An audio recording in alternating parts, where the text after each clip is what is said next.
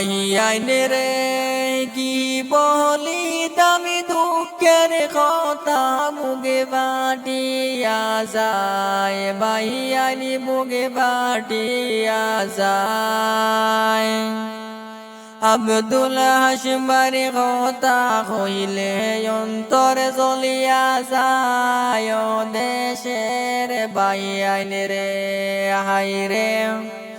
আব্দুল হাশিম বাড়ি কথা কইলে বুকে ফাটিয়া যায় দেশের বাইয়াইন রে